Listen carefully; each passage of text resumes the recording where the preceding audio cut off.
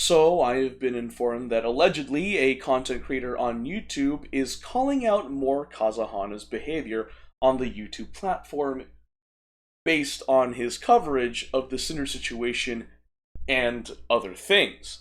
So, let's go ahead and talk about it. So, long story short, someone sent me this link to a YouTube post from a YouTube channel called Funny VTuber Clips.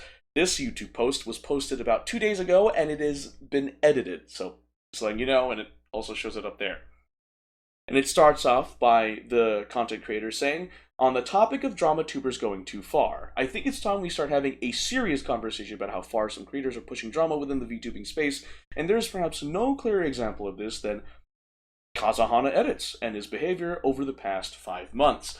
Let me be clear, I have no issue with creators who cover news in the VTuber scene. People like False-Eyed, Rev, Alana, Oko, and a few others generally do a solid job. They aim to present both sides of a story, remain relatively unbiased, and move on once the story is told. More importantly, they avoid getting involved in petty Twitter fights or giving trolls a platform. Unfortunately, none of that can be said about Kazahana. Let's talk specifics, particularly his fixation on Cinder. But first, to be clear, this isn't a post about arguing who was right or wrong, nor is it about dissecting the drama. This isn't meant to defend or attack anyone involved. Let's set the drama aside and focus solely on Kazahana. In just 5 months, he has made at least 53 videos involving her. Many of these shoehorn her into unrelated topics, present only one side of a situation, or exaggerate narratives to fit a pattern of negativity. Here are just a few examples. Examples of bias or misrepresentation. The Sayu incident. When Sayu was targeted by a scammer using a fake account, Kaza spent only 2 minutes of a 10-minute video on Sayu. The remaining 8 minutes focused on Cinder, who experienced something similar weeks prior and already had her own dedicated video. The thumbnail even centered around Cinder, making Sayu feel like an afterthought. The Vex Milk situation. And if I'm saying the name wrong, I'm sorry, I read that as Vex Milk. When Vex Milk was unfairly criticized online for leaving gamer subs, Kaza framed it as if Cinder's fans were responsible. However, the PyroPubs community, Cinder supporters, were the main ones defending Vex and condemning the hate. They even issued a public apology to Vex. This key context was conveniently ignored. Unusual coverage choices. He created videos for both Cinder's birthday and anniversary, something he hasn't done for any other creator despite others like Tricky and Vienna also having recent birthdays. Trickywee's birthday. When Tricky responded kindly to a birthday message from a Cinder-themed fan account, trolls attacked her for simply acknowledging it. The PyroPubs quickly defended her, but Kaza never covered this, likely because it showed the community in a positive light. Attacks towards Cinder's community.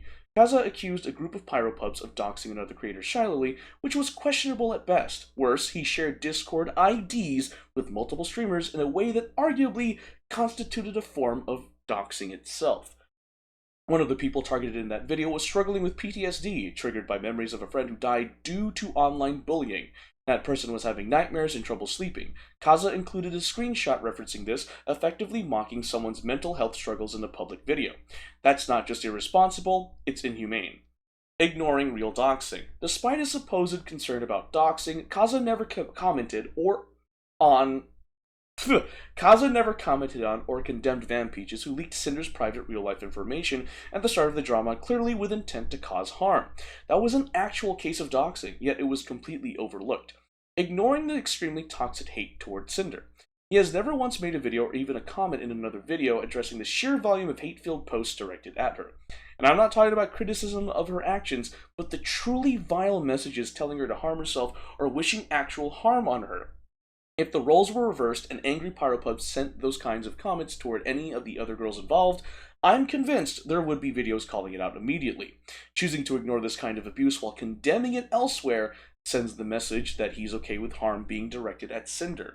Beyond Cinder, a pattern of harmful content. So this is beyond the Cinder content now. This is like other stuff. It's not just Cinder who's been targeted. He's made multiple videos about Centrea's mental health and depression following the fall of VChojo, a deeply personal subject that deserves more sensitivity. He used a clickbait thumbnail involving a Japanese adult film actress, misleading viewers to think the video was about Project Melody. It wasn't. His thumbnails often show creators looking distressed with alarmist titles like "She's done" or "It's over," crafting narratives of downfall or scandal that don't match the video's actual content. He routinely reports on minor Twitter squabbles, implying they represent entire fan bases or creators when often they're just isolated incidents or trolls. I should add he has not once done this to report on any incident or troll doing things to Cinder or her community. Those instances are ignored. So what now? Why is this kind of content becoming so normalized? Why is it acceptable for one person to make over 50 videos targeting a single creator in just 5 months? At what point does this stop being reporting and start becoming harassment? Because no matter how you slice it, 53 videos would be seen as excessive by any standard, especially when they revolve around twisting narratives and promoting negativity. We shouldn't be afraid to call this out. We need more people willing to speak up and say, this isn't okay. Please keep all replies focused on Kazahana's actions and the role of drama tubers. If you want to argue about the rights and wrongs of any of the streamers mentioned, this isn't the place for it. Any such comments will be removed as soon as I see them. And this is the YouTube post, making sure you see everything. This is the YouTube post that this YouTube channel, Funny VTuber Clips, posted 2 days ago, and it's edited. And I do appreciate them calling out this behavior, especially with more Kazahana. Because if you guys remember, more Kazahana did a video coverage of the whole supposed Shylily doxing server. Okay, so supposed, allegedly. Upon interviewing people that were part of that server and looking into the details of it, it seems that like more Kazahana just like lied to thousands of viewers about it, and because of his actions, got people banned from various VTuber Twitch channels and Discord servers. And in my personal biased opinion, I'd say that he basically doxed them. Because if you remember in my video, which will be in the description below, that server that more Kazahana managed to sneak into was private. None of the information in there was supposed to be released to the public, and not only that, they were already using publicly available information. The whole thing with Shylily's face, yeah, that's somewhere on the internet. She has been making content before she became a VTuber, as far as I understand. And the fact of the matter is, there is literal TikToks of her real-life face, Shylily's in real-life face, just floating through TikTok. And like, I think they were posted in like 2022, and there's an article about her real face that was made in 2023. And of course, again, I'll put the references in the description below, but the thing is that it's not really considered doxing if it's publicly available. Because if you guys don't know, doxing is taking private information and posting it publicly without the consent of the person.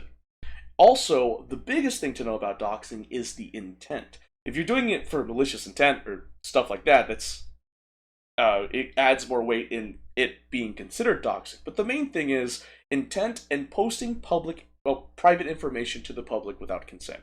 That's the biggest thing. And since this Discord server that I'm talking about was private, based on the people that were in that server, the information there wasn't even supposed to get out there, technically, I would argue that, hey, I think more Kazahana may have doxed like a server full of people and got these people unfairly banned from various VTuber Twitch channels and Discord servers. Now, there's a whole thing for that. I'll provide links in the description below and all that stuff, but I do appreciate this YouTube channel, Funny VTuber Clips, for calling this type of behavior out. This is just bad faith reporting, not doing your due diligence. And the fact that, yeah, he lied, because apparently, according to the people that were in that server, they said, based on what they've seen, more Kazahana was in that server for about a month. Not months, as he claimed in his video covering the whole doxing situation. But that's my personal biased opinion on that. So, with that being said, everything I used in the video will be in the description below. I thought I'd share this because it's interesting. I didn't know he did all that stuff. And, yeah. But at the end of the day, it's up to you, the viewer, to decide for yourselves whether or not, hey, Mark Kazahana has gone too far or he's just fine. But like I always say, go to the source, so that way you yourself can come to your own independent conclusion.